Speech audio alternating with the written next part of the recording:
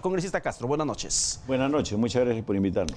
Junta Nacional de Justicia, al menos hay un primer paso en estos momentos. El presidente ya entregó la autógrafa para comenzar este proceso ya que se espera termine con la aprobación de la norma, la ley orgánica, y también comience a trabajar este nuevo ente que tiene que ver la situación de fiscales y jueces a nivel nacional.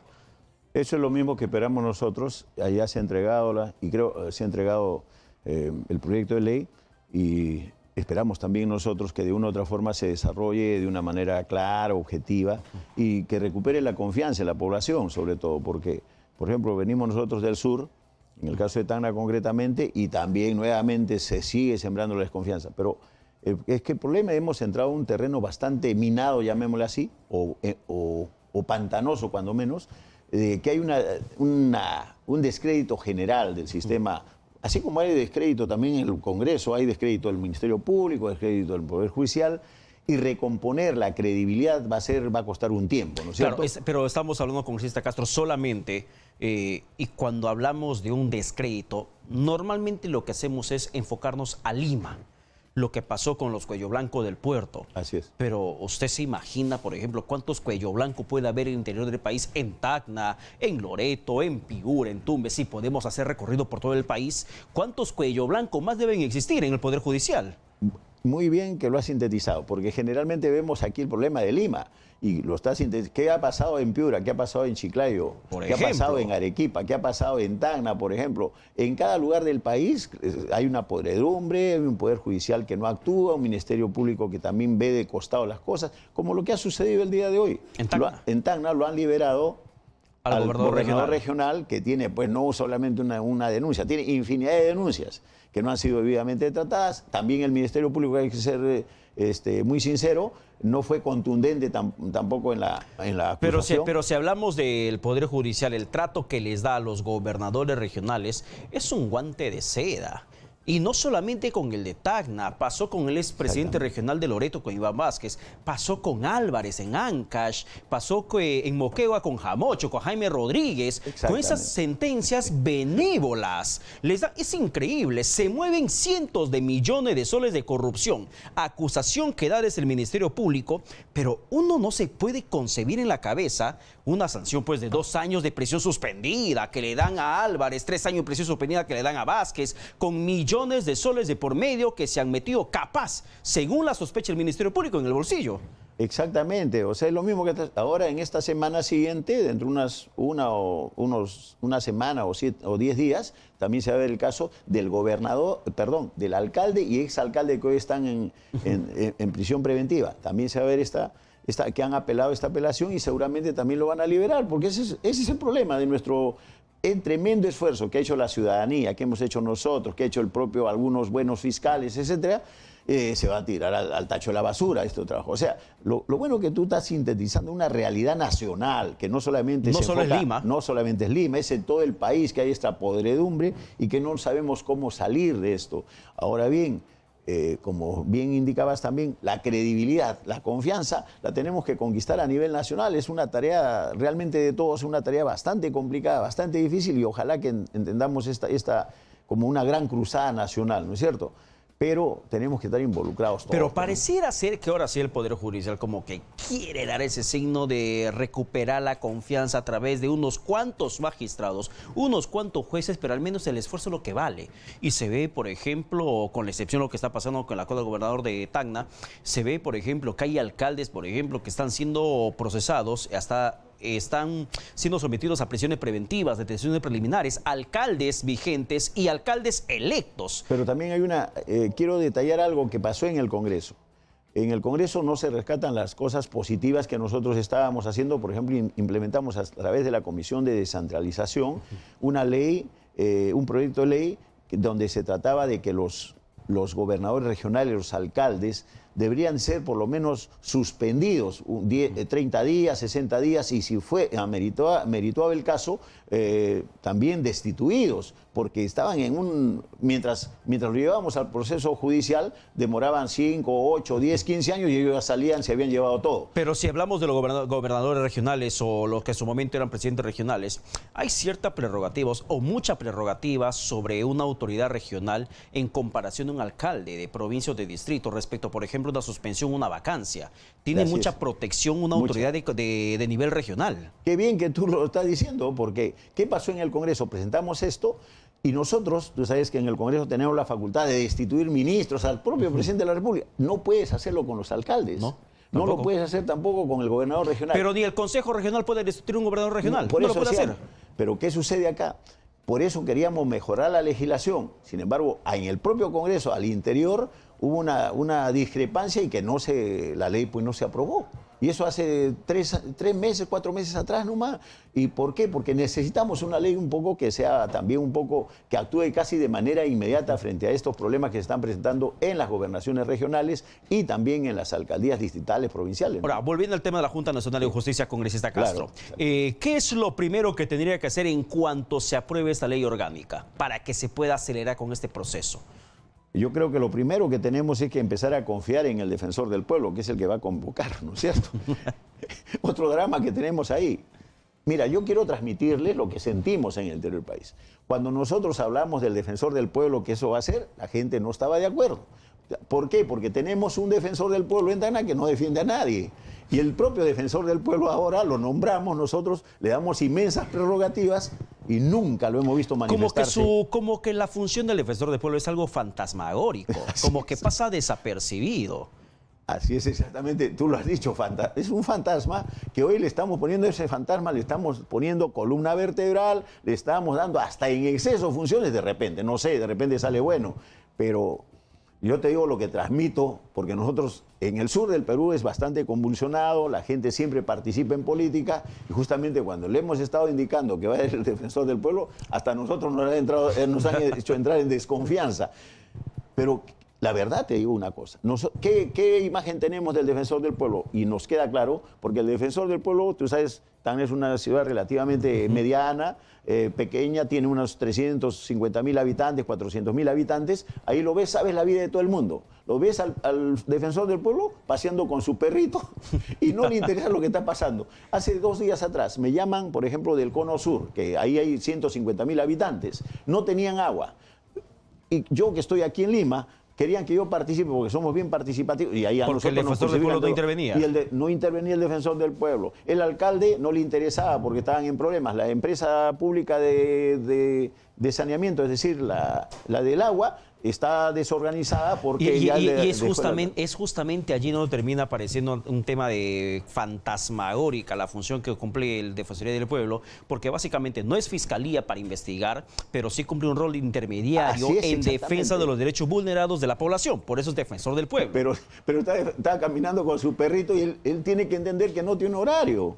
Porque hay cosas que son por lo menos de 6, 7 de la mañana, donde la gente más es lo que protestaba, y después hasta las 9, 10 de la noche, pero estaba pues en otras cosas, ¿no? Ahora, en la conformación de la Junta Nacional de Justicia, reitero, los que están responsables, los que van a ser responsables, según esta ley, según la reforma constitucional, fiscal de la Nación, Pedro Chávarri. El señor Lecaros, como presidente del Poder Judicial. El nuevo presidente del Tribunal Constitucional que tendría que ser elegido. Sí. Estamos hablando también de Defensor del Pueblo, estamos hablando del Contralor General de la República, el señor Schack.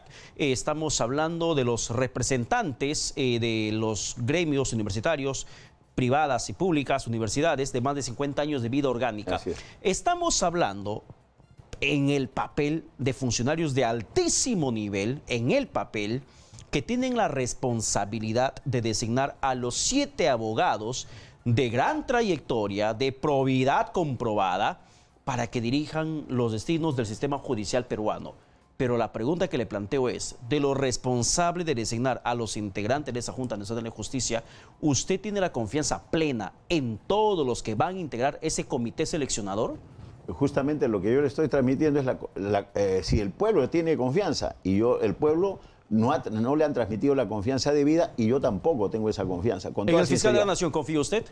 No confío ni en el fiscal de la Nación, ni en el Poder Judicial, tampoco confiamos en el propio Contralor. El propio Contralor no ¿Ni en el Tribunal Constitucional? El Tribunal Constitucional de igual forma. El Tribunal Constitucional está pensando en otras cosas. El Tribunal Constitucional ha favorecido en muchas cosas O sea, no quiero ser tan liquidador, creo que nos está poniendo en un terreno bastante complicado, pero me gustaría pensar en quién confiamos en el Perú. Creo que sería la inversa, ¿no? Si vamos a encuestas, por ejemplo, no confiamos ni en el Poder Judicial, no confiamos en el Poder, en el Ministerio Público, ni en el Poder Legislativo y mucho menos en los otros sectores. Ahora, sembrar confianza a estas alturas, yo creo que es lo que deberían hacer ellos, ¿no? Pero estamos en un terreno bastante complicado, bastante difícil. Ahora, le llaman la Junta de Notables, ¿no es cierto? A la Junta de Notables los que van a hacer la nueva reforma. Lógicamente. Y nosotros, yo me siento disminuido, porque yo tengo preparación académica, no le he metido cabeza a nadie, no le he ¿Qué robado. le convierte a otros notables que no le hace también notable usted, Sí, por ejemplo? y deben haber muchos en el Perú, sino que aquí estamos acostumbrados a los de gran apellido, a los que están siempre al lado de Alan García o que han estado con Fujimori, son los mismos. Por ejemplo, cuando nombraron de notable, yo estaba en desacuerdo con Alan Wagner. Ahora, que nos muestre a Alan Wagner que nunca ha tenido pues una cosa es que judicialmente no haya tenido problemas de repente, ¿no? Pero tú sabes, entre grandes siempre han arreglado. Y esa es la verdad del tema. Yo entro en desconfianza. Con toda sinceridad te digo, ahora, hablando de, yo no creo en la Junta de Notables. Claro, una cosa es la Junta Nacional de Justicia, la que más tendría notable que puede ser una implementarse persona la de ley. otro nivel, que pueda tener un nivel académico suficiente y que también tenga un respaldo. Yo creo que al contrario ha debido de elegirse, como en algunos otros países también se hace, que tenga acceso a la población para elegir a personas notables, que considere pues, que son absolutamente válidas y creíbles en el país. Ya, ¿no? ahora, claro, una cosa es la Junta Nacional de Justicia, otra cosa es la Junta de Notables, que también anunció el presidente de la República, Martín Vizcarra, que se va a convocar, y el presidente... que ya se convocó además, pero esta Junta de Notables que él menciona es para que impulse las nuevas reformas, entre las cuales, por ejemplo, es el tema de la inmunidad parlamentaria, su revisión, su modificación o su supresión total. ¿Por cuál optaría usted? Yo creo que debe darse, y hay que ser claro, la unidad parlamentaria dentro de la función congresal. Y le digo ¿Tiene una que cosa, mantenerse? Sí, pero dentro de la función congresal, no que te sirva para procesos anteriores y que tampoco que no sean de la naturaleza de que la función, por ejemplo, lo que ha cometido Mamani, no está dentro de la función congresal, ¿no es cierto? No es una función congresal. Y yo te lo digo de manera clara, yo he sido acusado por los invasores de terreno. O sea, usted apela a la modificación de la inmunidad parlamentaria. Exactamente, apelamos. ¿Y por qué? Porque los ejemplos son claros. El caso de Orellana, por ejemplo, lo persiguió el Vitocho Belaunde, ¿no? Víctor Andrés García Belaunde. Ahora, en nuestro caso hemos perseguido el caso del gobernador regional y de los exalcaldes. Nos han presentado infinidad de denuncias, en ética 4 denuncias, en la Fiscalía de la Nación, etcétera, 5 denuncias que hasta la fecha tengo un proceso, pero resultado de eso, de los invasores de terreno, los traficantes de terreno. O sea, en ese extremo, usted dice, de la propia función de investigadora de un congresista, tendría que estar protegido con la inmunidad parlamentaria. Porque si no te hacen puré y no te dejan avanzar. Pero fíjate lo que pasa con Donaire, por ejemplo, donde ustedes los congresistas en general, y perdone que le implique, pero los congresistas se debaten en una discusión completamente absurda de la inmunidad de arresto, inmunidad de proceso, cuando el reglamento del Congreso no te separa la inmunidad, te dice inmunidad de proceso y de arresto. Pero por eso decíamos, eso no lo ha cumplido en la función en la función congresal, eso ha sido antes de la función congresal. ¿No es cierto? O sea, él no debería estar dentro de lo... Porque es necesario reestructurar y también darle esta figura. Ahora, también si se quiere eliminar toda la inmunidad, porque hemos visto también ese problema por el lado ese que se quiere, también esto va a tener que procederse con los ministros de Estado, con el presidente de la República, con los miembros de la Corte Suprema, etcétera, etcétera. O sea, los fiscales también. Entonces también estarían... Realmente sería un poco resquebrajar la función propia de cada uno de ellos, como la función propia del congresista. En este caso, yo creo que los que dentro del Congreso, usted pregúnteles, si han cumplido su labor de fiscalización, que es básica dentro del Congreso. ¿Cuántos han hecho fiscalización yo te digo y que cosa, la fiscalización les ha conllevado a que sean denunciados? Pregúntale, esos que están diciendo así, que se elimine totalmente, pregúntale si alguna vez han hecho algún proceso de investigación. Yo he tenido, mira... Yo he estado en la Comisión Lavajato, con amenazas, hemos tenido una labor importantísima en los 4 procesos que hoy la propia Fiscalía los ha retomado como propios, cuando nosotros lo hemos investigado de manera más profunda, inclusive que ellos mismos, sin tener la información que tenemos de Brasil. hoy a la fecha. Sin tener eso lo hemos hecho. Y con las amenazas, con las restricciones, todo esto. Imagínate. Y después hemos hecho la investigación también de nuestro espacio territorial como es Tacna, con las denuncias correspondientes. No hubiera sido posible esto si no hubiéramos tenido inmunidad parlamentaria. Pero para esos casos. Esos casos. Lógicamente, pero no estamos pidiendo para los otros casos que no son producto de la función congresal. Y la cuestión es muy clara en este caso. ¿Por qué? Pregúntale ustedes son bien acuciosos. Pregúntale a aquellos que dicen, no queremos. Pregunten, yo les digo con conocimiento de causa. Esos que están, no queremos, son los que nunca han hecho ningún tipo de investigación. Así te digo, de claro. Y venimos y nos sentamos si desean aquí. Y que nos muestren qué. Si no han hecho investigación, ¿qué han hecho entonces en el Congreso estos 2 años y medio que están en el Parlamento? Hay unos que no tienen nada, no hay mucho que mostrar. Y ya te iría hablando más. Mulder, por ejemplo, ¿qué ha hecho? No, Mulder ha estado en la Comisión Lavajato. Claro, eso se ha sabe. tenido una labor importante, lógicamente. Preponderante para que Alan García sea excluido. Pero en ese caso, por eso decíamos, una labor importante y uno de los problemas que tienen todos, uno de los grandes problemas que tenemos, no solamente en el Congreso, sino también en el Ministerio Público, que ve con un solo ojo. Tenemos 2 ojos, pero solamente ven, por ejemplo, el caso de Mulder, una labor importantísima frente a un escenario, pero lógicamente también tenía su corazón pues de lapra, ¿no es cierto? Y así hay muchos Han sido casos. juez y parte en Lavallato, en la comisión. Yo pienso que en el caso de Alan sí ha tenido una labor importante. No solamente por el caso una de Alan, labor también de Keiko Fujimori. que como aprista, pero lógicamente ellos tienen su propio rol, cumplen, ¿no? Ha sido, pero claro, definitivamente, no quiero extenderme sobre eso, pero cada uno sería bueno preguntarle, ustedes, a ver, lo que quieren que se les releve, que se les quite toda la inmunidad, ¿qué han hecho? Le pregunto una cosa más al respecto, congresista Castro. ¿Usted va a pertenecer a la bancada Bicentenario? No estoy diciendo de ninguna manera, porque... No, pero eso está diciendo usted en este momento. Pero es que lo veo con su pregunta más o menos en ese horizonte. No, la verdad que hemos venido conversando, necesitamos estar agrupados para tener también todos los beneficios de las otras bancadas, ¿no? Pero tampoco no me siento solo porque, si bien es cierto, estoy de manera individual, pero hemos conseguido cosas importantes. Solo hemos conseguido todo esto. Pero esta bancada Bicentenario tendría hasta un número mayor que la bancada oficialista. Sí, pero también tenemos que coincidir en un programa, en una agenda común, ¿no es cierto? Es cierto que en número somos superiores, seríamos la segunda bancada. Claro. Pero también tenemos que entender que si es que vamos a cuadrar dentro del tema de fiscalización... ¿Sería una olla de grillos si no se ponen de acuerdo? No tanto, pero no sería una olla de grillo, sino de que tenemos que tener por lo menos una agenda común. Pero no es una olla de grillo, pero si no se ponen de acuerdo, no tienen agenda común, sería un pan con pescado entonces, no se ponen de acuerdo. No, lógicamente habría una situación porque ya hemos pasado la experiencia de que asumir la defensa en una comisión donde unos asumen la defensa de algunas personas, otros de otra y otros de otra, eso perjudica. Que también pasa en el Ministerio Público, el Ministerio Público tiene ojos para unos y no ojos para los otros.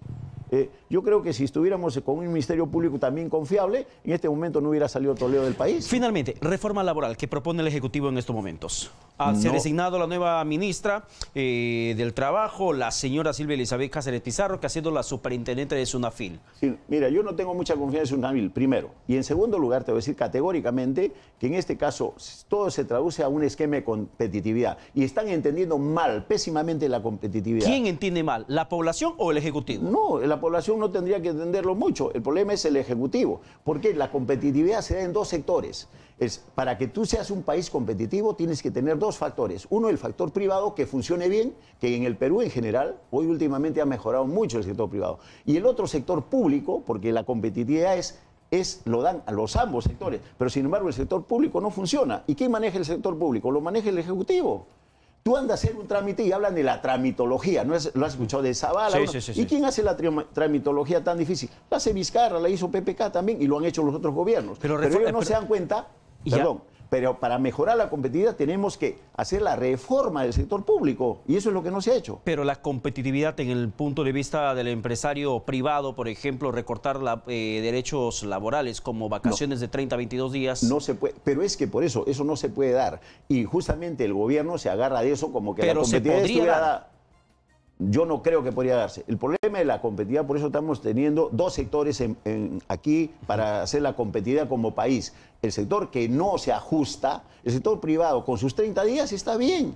y está trabajando bien y tiene niveles de competitividad interesantes. Hemos trabajado en Chile casi similares a los de Chile, que es uno de los más competitivos en este momento. Sin embargo, el sector público está totalmente atrasado. ¿Quién te brinda la educación en el Perú de carácter pésima? Es el sector privado, público. Es público. Entonces no puedes formar genios donde cuando tienes ese tipo de colegios donde no tienen ni techo, no tienen ni pizarra. ¿No es cierto? La salud también es términos de competitividad, porque tienes un trabajador que se te enferma cada rato, por decirte. ¿Quién da la salud del servicio? El Estado. Entonces, el Estado, le hemos dicho eso al señor Vizcarra, le hemos dicho al presidente, y valga el momento para decirle de manera clara, el que está fallando hoy en términos de competitividad es el sector público. Y que en ninguno de los sectores ayuda al sector privado como para hacer la fórmula mágica que es de la competitividad como país, ¿no? Congresista Castro, muchísimas gracias por su presencia. Muchas gracias a usted, ya creo que nos hemos excedido en el tiempo nos ha quedado corto. Pero ese tema de la competitividad tenemos que trabajarlo nuevamente y estaremos aquí seguramente hablando en un debate público con los otros señores del Ejecutivo. Nos interesa el tema del Ejecutivo porque es el que no trabaja. Por supuesto, muchísimas gracias por su presencia.